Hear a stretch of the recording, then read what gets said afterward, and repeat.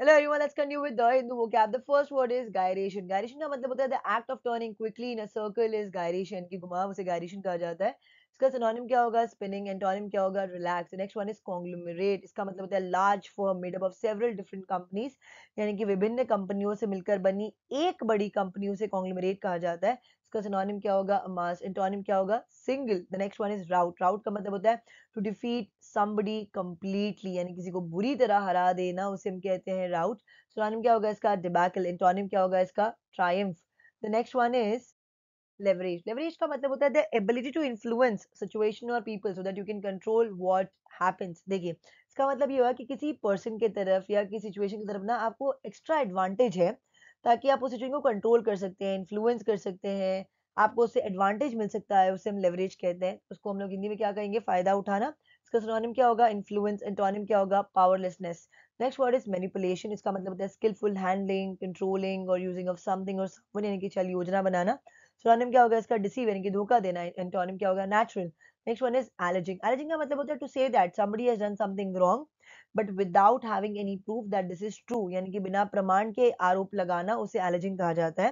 Synonym क्या होगा इसका? असर्ट. एंटोनिम क्या होगा? Deny. Next one is mollified. Mollified का मतलब होता है कि किसी की जब नियत ही होती है ना किसी को धोखा देने की, उसे मलेफाइड कहते हैं, यानी कि खराब नियत. सिनोनिम क्या होगा इसका? डिसीटफुल. एंटोनिम क्या होगा? In good faith. The next one is intent. Intent का मतलब होता है if you are intent on doing something, so you're determined to get it done. और if you have an intent, तो आपका कोई ना कोई मोटिव या पर्पस है, उसे हम इंटेंट कहते हैं. तो इसको हम हिंदी में क्या कहेंगे? इरादा. सिनोनिम क्या होगा इसका? इंटेंशन. एंटोनिम क्या होगा? इररेजोल्यूटनेस. द नेक्स्ट वन इज चारी. चारी का मतलब होता है, ये एडवांस वर्ड है केयरफुल का. So being Chari is being very और कॉशियस, यानी कि सावधान होना. सिनोनिम क्या होगा इसका? कॉशियस. एंटोनिम क्या होगा? रेकलेस, यानी कि carelessness. Next one is contagion. Contagion का मतलब होता है जब कोई चीज या कोई बीमारी अगर छूने से या कांटेक्ट में आने से अगर ना फैल रही है ना, तो उसे कंटेजियन कहा जाता है.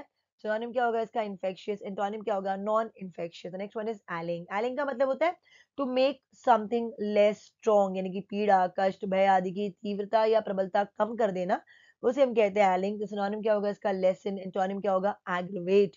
Next one is repose. Repose का मतलब होता है लाई डाउन करना, आराम फरमाना एक अच्छी जगह पर.